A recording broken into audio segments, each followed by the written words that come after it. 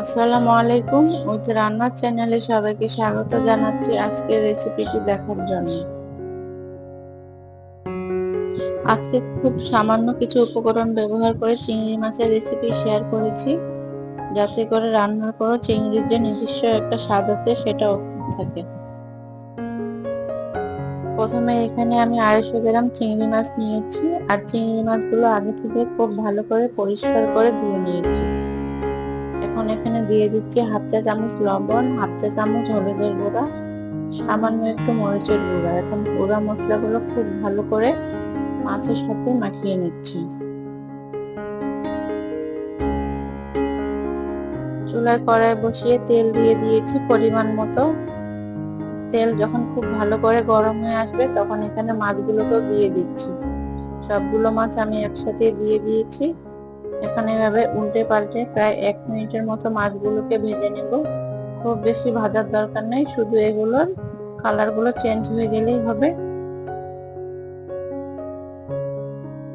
এখন মাছগুলোকে উঠিয়ে নিচ্ছি।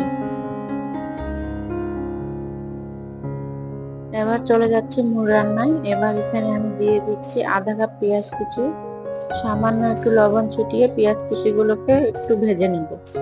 পেঁয়াজ কুচিগুলোকে একদম লালচে করে ভাজবো না, শুধু একটু নরম হয়ে আসলেই হবে। পেঁয়াজটা একটু নরম হয়ে আসলে এখানে দিয়ে দিচ্ছি আদা রসুন বাটা 1 চা চামচ। এখন আদা রসুন বাটার কাঁচা গন্ধ চলে যাওয়া পর্যন্ত পেঁয়াজের সাথে এগুলোকেও ভেজে নিচ্ছি। 1 মিনিটের মতো নেড়ে চেড়ে ভেজে নিয়ে এবার এখানে শুকনো মশলাগুলো দিয়ে দিব। দিয়ে দিচ্ছি হাফ চা চামচ হলুদের গুঁড়া, 1 চা চামচ শুকনো মরিচের গুঁড়া, হাফ চা চামচ জিরার গুঁড়া, স্বাদ মতো লবণ দিয়ে দিচ্ছি প্রায় হাফ চা চামচের মতো। আর চিংড়ি ভুনাটাকে আরেকটু স্পেশাল করতে দিয়ে দিচ্ছি কিছু চিংড়ি মাছ বাটা। বাটিটাকে ধুয়ে সামান্য একটু পানিও দিয়ে দিচ্ছি। এবার মশলাটা খুব ভালো করে নেড়ে চেড়ে কষিয়ে নিচ্ছি, যাতে করে চিংড়ি বাটার কাঁচা গন্ধটা না থাকে। আর এখানে চিংড়ি বাটা দেওয়ার জন্য গ্রেভির টেক্সচার খুব ভালো আসবে। এখন একটু সময় নিয়ে মশলা খুব ভালো করে কষিয়ে নিয়েছি। মশলা থেকে খুব ভালোভাবে ভাজা ভাজা গন্ধ বেরোচ্ছে, মশলা থেকে তেলও ছেড়ে দিয়েছে ভালো করে। আর পেঁয়াজগুলো কিন্তু খুব ভালো করে গলে গিয়েছে। ঠিক এই পর্যায়ে এসে এখানে দিয়ে দিচ্ছি আগে থেকে যে মাছগুলোকে ভেজে রেখেছিলাম মাছগুলো দিয়ে খুব ভালো করে মশলার সাথে মাছগুলো মিশিয়ে নিচ্ছি। এখন এখানে দিয়ে দিচ্ছি ঝোলের পানি। আমি এখানে হাফ কাপের মতো পানি দিয়ে দিলাম। এখন সবকিছু ভালো করে নেড়ে চেড়ে মিশিয়ে নিচ্ছি।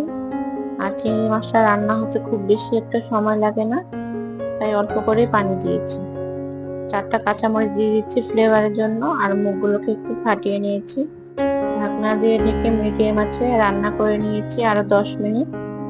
10 মিনিট পর দেখেন খুব ভালো করে রান্নাটা হয়ে গিয়েছে। একটুও পানি আর অবশিষ্ট নেই, যা দেখা যাচ্ছে সব তেল মশলা।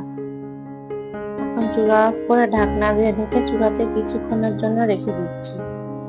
তৈরি হয়ে গেল অল্প মশলায় খুব অল্প সময়ে মজাদার স্বাদের চিংড়ি ভুনা রেসিপি।